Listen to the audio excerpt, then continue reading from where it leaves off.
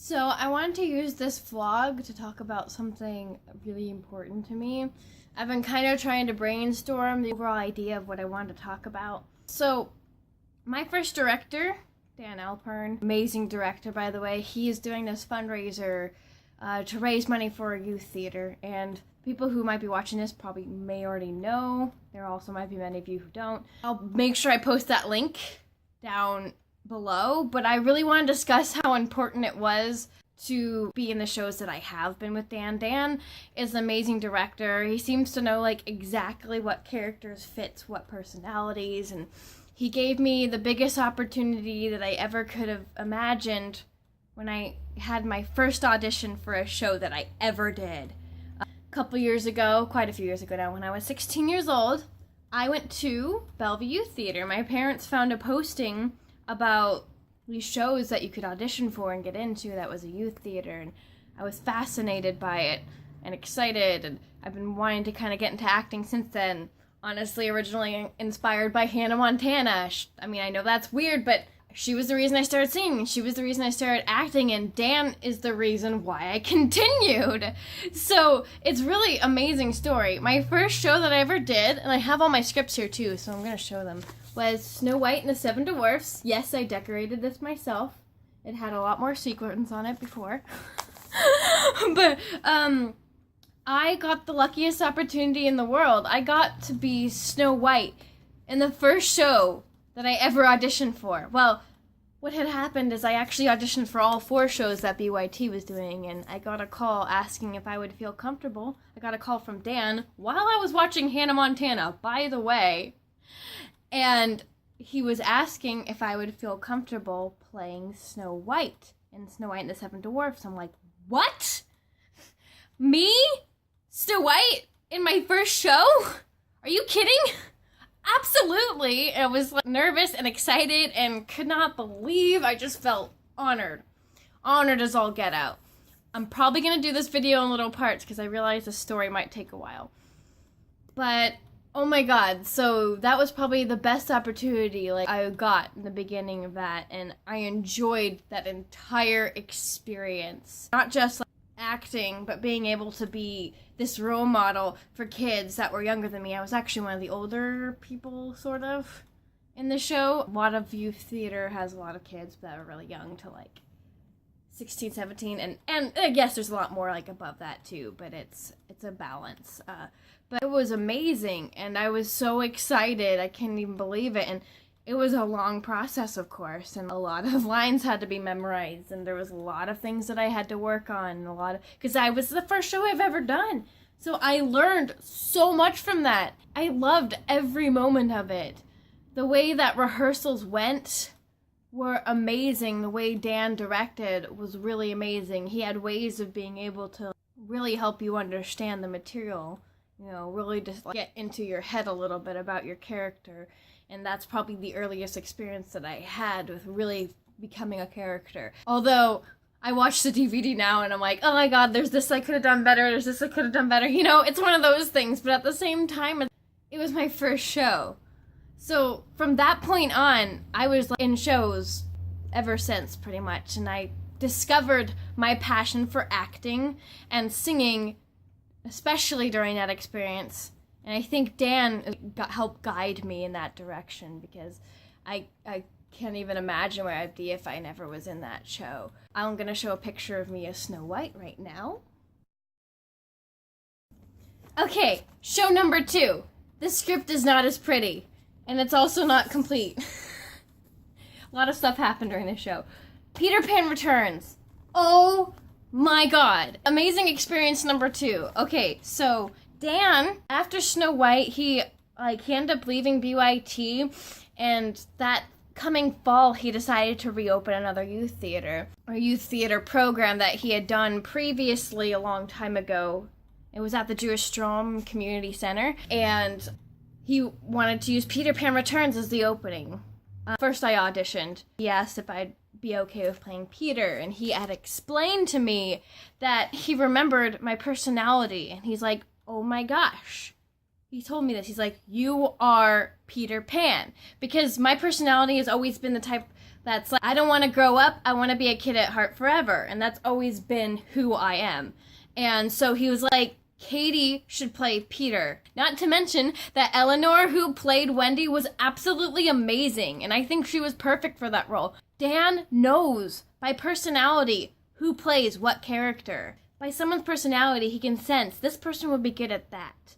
My best friend to this day, Salika, you've seen her in my vlogs if you watch my vlogs. I met her during that show of Peter Pan Returns, and we have been the best friends ever since. It's another thing that I really love about youth theaters is that you can make friends that last forever. Like in Snow White, I met my friend Georgia, who has been my friend ever since. And it's amazing the people that you meet and the experiences and opportunities that you get with youth theater programs, which is why I really want to help Dan get this new program up and running.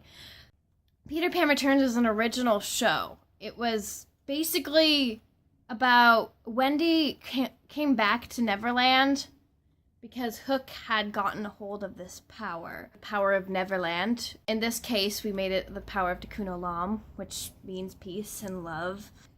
Hook got the stone of Neverland that Peter usually had control over, right? And he completely took over and turned it into this very dark, evil world. And Peter completely lost hope in that and just kind of disappeared into the woods.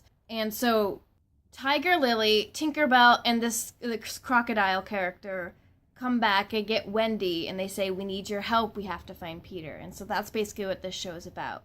And to address my friend Salika again, she played Tiger Lily, which again was a perfect role for her. She had this very good composure about her that really represented being the head of an Indian tribe.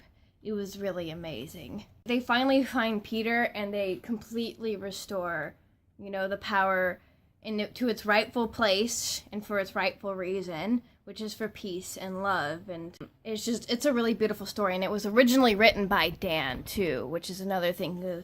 He's amazingly talented at songwriting and playwriting, and honestly, it would blow you away. For example, one of the things I really wanted to bring up, there's a scene between Peter and Wendy that's actually really intensely emotional. And Eleanor, or Wendy, had a lot she was already doing with this show. She is the lead. She was in almost every single scene. She had a lot of things to memorize. She was amazing. She got most of it done. But this scene in particular, we seemed to struggle with, both of us a little bit. I wasn't in the show as much, so I didn't have as much on my plate. So it was easier for me to get this scene down. But we were struggling so much with it, with the emotional intensity. And Dan was just like, let me think of how we can do this. And he asked Eleanor, would it be easier for you if I turned this into a song? And she was like, yes, absolutely. Because singing is something she has done for, I think, a really long time, if I remember correctly. And so he takes this entire scene between Peter and Wendy, when Wendy, the moment that Wendy is trying to get through to Peter, saying, hey, Peter, you've got to wake up. You got to reclaim the power of Neverland. He turns that scene into a song, a beautiful song right there in rehearsals. Just me and Eleanor on his piano. He turns the entire scene into a song. Like, what? And a beautiful song at that, too. And this just came off the top of his head. I was blown away and amazed, and it worked out way better that way. You can convey really deep, intense emotions in songs that you can't always communicate or convey in dialogue. And it really was amazing. I actually even remember the beginning part of it. I'll just share it for you, because why not? A mistake, it's not too late. You've got the power of Tikkun Olam. We need you now. Back on that cloud. Back to where you belong. That child in your heart will never part. Don't be afraid. It's not too late. Oh my God, it was a beautiful song. Even right now, it gives me goosebumps every time, and I remember that even in that moment. on stage or in rehearsals, I was like, holy crap, like, I feel it. And basically, as you can see, Wendy's saying, you can't get wrapped up over this mistake you made. You have to move on. And it just, I think it was a really good part of the show. Not to mention, I also learned how to sword fight. During Peter Pan Returns, I had to learn a sword fight. And this was kind of an awesome experience, I'm not gonna lie. It was really fun to like learn. It's like basic fencing that we did, and we had to do it on stage, and we had tumbles and everything. And I really just kind of wanted to throw that in there real quick because it was one of those really cool experiences that I got because of being in this show with Dan. My dad also got really, really involved with helping create the set. My dad and I built this like ship. I can show a picture of that too, actually. Let me show you a couple pictures from Peter Pan Returns.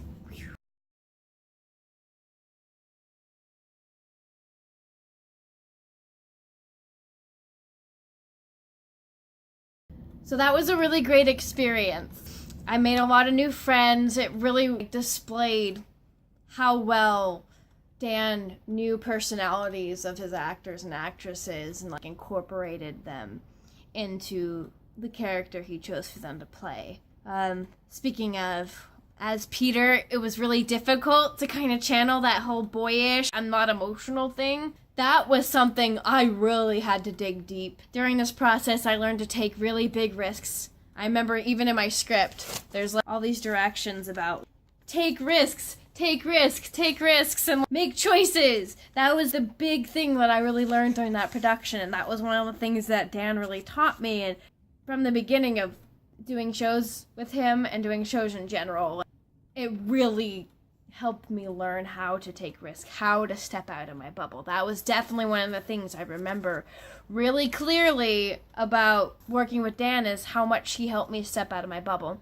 I was actually somewhat shy. I mean, I think he refers to me as a lot more shy back then than I am now, which I can agree with. He helped me learn how to be a boy, convey emotions in a way that a boy would, you know, or like a boy, as they would assume would. Okay, so fast forward to Voices of Hope and Wizard.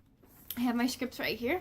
I'm gonna start talking about Voices of Hope, which was probably one of the hardest shows that I've like ever done. It consisted of a cast only of 6 people. All of us auditioned, and we were actually very young.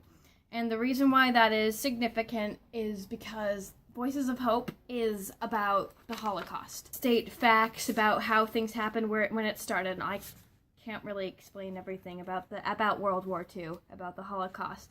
And then we transitioned to being kids and do things like this is a monologue that was written by kids in concentration camps, or through the process of World War II and the Holocaust. Like, I think I did a couple Anne Frank monologues, because we did this at the Jewish Strong Community Center. Voices of Hope was very intense. We basically talk all about facts. We'd sit there and read off facts, and we'd have really interesting, dramatic, very creative transitions between one scene to another, and it was very, very intense, because you have to really get into the character a lot with these kind of things. And the thing that stood out the most to me was probably the transition where we were supposed to be Jewish kids, or just kids that came to a concentration camp, and we had to undress basically on stage. Now, before you freak out, we had our concentration camp uniforms underneath us, like underneath our clothes, and so on stage we have this moment where we're like playing out as if they had to back then during the Holocaust. They basically had to strip down in front of everyone and put on their concentration camp uniform, and that sticks out to me the most because we're supposed to all be kids. And if I give you a idea of the age range, I was the oldest and I was 17 at the time, and then we had someone, I think a brother, I think Andrew, and his sister Danielle, that were like 12, 13, 14, in that range, and then people that were in between.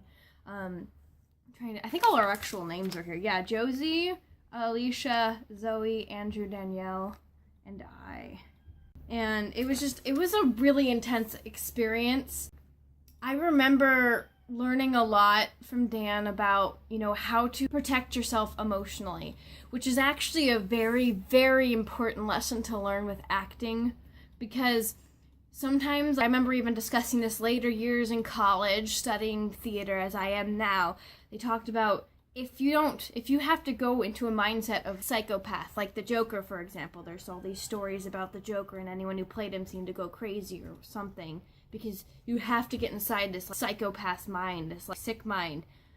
I mean, obviously, this is a little different in the sense, but it was emotionally, really sad, really depressing. You had to get inside these kids' minds, what it felt like to be trapped at this concentration camp and be treated so terribly, and you just really had to dig deep and just feel it, make it believable. And you'd have to figure out ways to get out of that funk.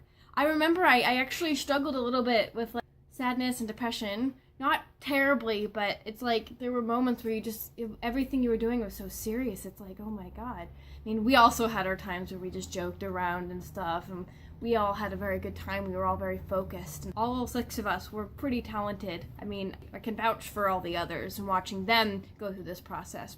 I'm gonna say that during this process, Wizard might have been my saving grace a little bit. Around the same time, Dan was also doing Wizard, which is the show that we want to open up this new youth theater program with. Wizard is a super, super fun show. Super silly, lots of silly, fun characters, lots of breaking the fourth wall. That means basically reaching out to the audience and talking to them. The best way I can explain it is it's another one of the originally made sequels. The Lion, the Scarecrow, the Tin Man had to get Dorothy to come back, and they had to fix this problem because the Wicked Witch of the West's nephew, Irving, who's supposed to be maybe 9 or 10, but he's this child that wants to be evil and take after his aunts and everything, and so I believe they have to stop him and find the wizard again and all that fun stuff. It's a really good show. It's very, very unique and very creative, and I actually enjoyed it. And although it was kind of hard to do 2 shows because they were going on around the same time, and Voices of Hope was taking up a lot of my time and energy, but Dan said that he was thinking of giving me the cameo role of the Good Witch, which in this case is the rock and roll Good Witch. She's pretty badass, so to speak. Badass. She's rock and roll, I'm the Good Witch, and Irving, you're just a silly little boy. And she was just full of spunk and hyperness, and it was really actually perfect to play that role. It really was. I could channel it so well, and the outfit that I had for it was fantastic, and half of it was actually my clothes, including this shirt that I'm wearing under here, and my sparkly tennis shoes, but then there was this big poofy skirt that wasn't mine. But I'll show you guys a picture of that. I loved that character so much, and I sang a song, and I did a little dance, I think that was a really good way to relieve some of the emotional things that I was going through because of Voices of Hope. All that experience was just absolutely amazing. Wizard was so, so fun, and I cannot wait to see this again. And I don't know if I'd be in it or not, and if I am, I'll probably buy one of the older roles, but it's so cool to me, and that's one of the reasons why I really want to make sure that this youth theater program that he's trying to get up and running again gets going, because that's what we're trying to raise the money for, and I think it will do a lot of good. Dan, as my director, definitely brought a lot to my life. He is now really good friends with me and my mom, and and I'm really excited for this whole new idea of this youth theater program. But it brought a lot to my life. It helped me discover who I was. It helped me step out of my bubble. And it all began with Dan as my director. And later on it carried into more youth theater shows, which are so much fun. I love being around kids and being able to be that good influence. I really love it. Later down the road, I started studying theater in college. It's part of my degree, arts and sciences degree with a theater concentration, and with that, I've had so many opportunities in itself. And I've done a couple shows. I did Into the Woods at my college, Bellevue College, and I did Carnival, which was another one of those intensive, we had to go to circus training kind of shows. But I just really wanted to let you guys know that this youth theater will be worth it, and a lot of kids' dreams and discoveries will come true, and they may discover who they are, and it might take them on paths that you never ever imagined them to go. And that's what it did to me. Before theater, before all that stuff, I was a lot more shy. I was more in my own bubble, but theater made me break out, and I think it could change a lot of lives. Thank you so much for watching, guys. I really appreciate it, and please consider reading into this fundraiser and donating if you could. If not, just spread the word. That's all I ask. And I'm gonna put the link again is in the box below, alright? Thank you. Bye!